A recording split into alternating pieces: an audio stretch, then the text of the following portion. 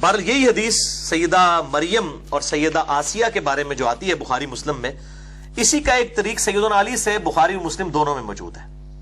اس میں الفاظ ہے کہ نبی صلی اللہ علیہ وسلم نے فرمایا کہ اپنے زمانے میں سب سے بہترین عورت تھی مریم رضی اللہ تعالی عنہا وعلیہ السلام، اور اس زمانے میں سب سے بہترین عورت ہے خدیجہ رضی اللہ تعالی عنہا، جو کہ نبی صلی اللہ علیہ وسلم کی سیدہ عائشہ سے بھی بڑھ کر محبوب ترین بیوی تھی، جو سب سے پہلے اسلام لے کر آئیں، ایون مولا علی سے بھی پہلے، سب سے پہلے یہ مان لائیں، اس کے بعد مولا علی، اس کے بعد زید بن حارثہ، اور پھر ابو بکر الصدیق رضی اللہ عنہم اجمعین وعلیہم السلام۔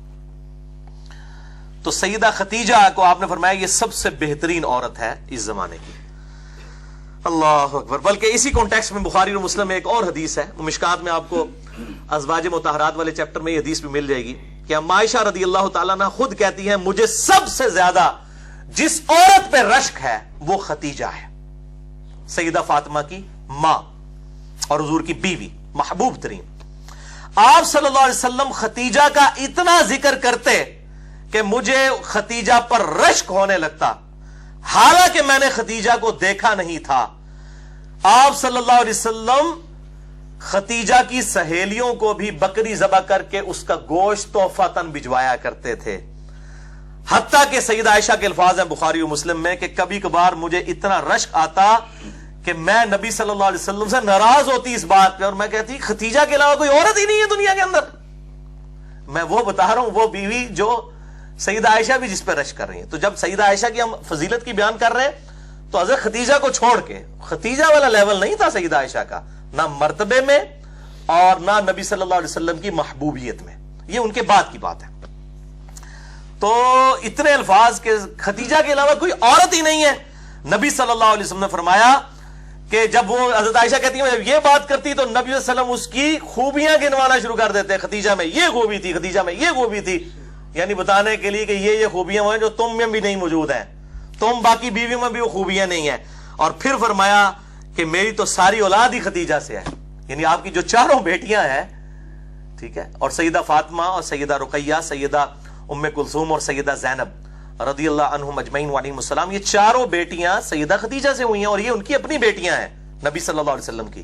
یہ جو مشہور کیا نا، یہ پچھلے خاوند تھے اور عجیب و غریب وہ بتا رہے ہوتے ہیں صاحب کتاب، اس دنیا میں سب سے بڑا رافضی جو ابو بکر عمر کو نعوذ باللہ من ذالک اعلانیہ طور پر منافق کہتا ہے، یاسر الحبیب، عرب میں اس کے پائے کا کوئی رافضی نہیں ہے۔ میں شیعہ کی بات نہیں کر رہا، رافضی، اس کو خود شیعہ نے اور ایران نے نکال دیا تھا اور اس کو گمراہ ڈکلیئر کیا ہوا ہے۔ وہ بھی مانتا ہے کہ نبی صلی اللہ علیہ وسلم کی یہ چاروں بیٹیاں اپنی ہیں، سیدہ خدیجہ سے نبی صلی اللہ علیہ وسلم کی بیٹیاں ہیں، پچھلے خامد سے نہیں ہیں۔ تو یہ میں رافضیوں کو خصوصاً پھکی دینے لگا ہوں کہ سب سے بڑا رافضی یاسر الحبیب، سنی اور شیعہ دونوں کتابوں میں ملتا ہے کہ آپ صلی اللہ علیہ وسلم کی اپنی بیٹیاں تھیں۔ باقی یہ جو وہ حساب لگانے شروع کرتے ہیں نا، اتنے سال کی عمر میں شادی ہوئی ہے، وہ صحابی غلط ہے، وہ سارے تاریخی روایتیں ہیں۔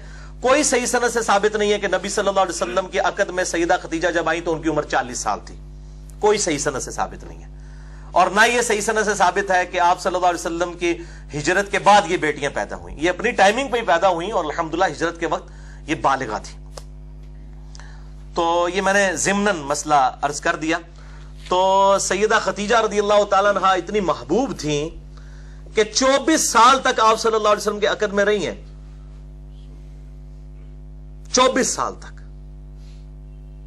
اور آپ صلی اللہ علیہ وآلہ وسلم نے ان کی زندگی کے اندر دوسری شادی نہیں کی ہے۔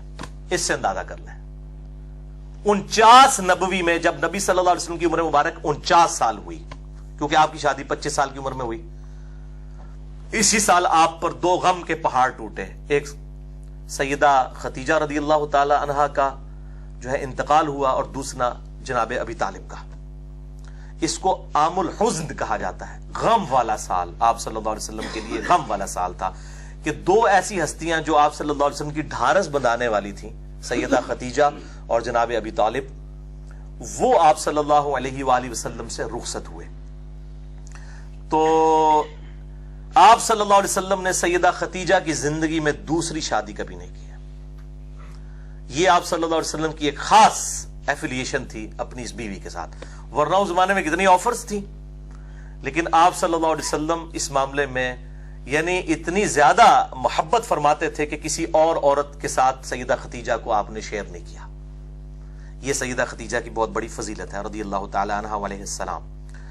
حتیٰ کہ غزوہ بدر کے موقع پر جب آپ صلی اللہ علیہ وسلم کی بیٹی سیدہ زینب، جن کے جو شوہر تھے ابو العاص ابن ربیعہ، جو اس وقت تک مسلمان نہیں ہوئے تھے، بعد میں مسلمان ہوئے، اس وقت تک اجازت تھی کہ غیر مسلم کے ساتھ بھی رشتہ ہو سکتا تھا.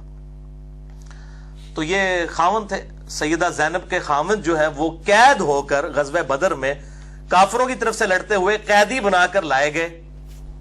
اب فدیے سے چھڑانے کے لیے ظاہر کچھ رقم ادا کر رہی تھی تو سب لوگ رقم دے رہے تھے.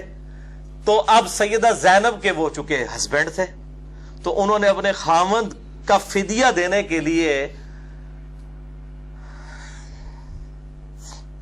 اپنا وہ ہار دیا جو سیدہ خدیجہ نے اپنی بیٹی کو پہنایا تھا، سیدہ زینب کو. وہ ہار جب نبی صلی اللہ علیہ وسلم کے سامنے آیا تو آپ صلی اللہ علیہ وسلم کی آنکھوں میں آنسو آ گئے. آپ کو حضرت خدیجہ یاد آئی.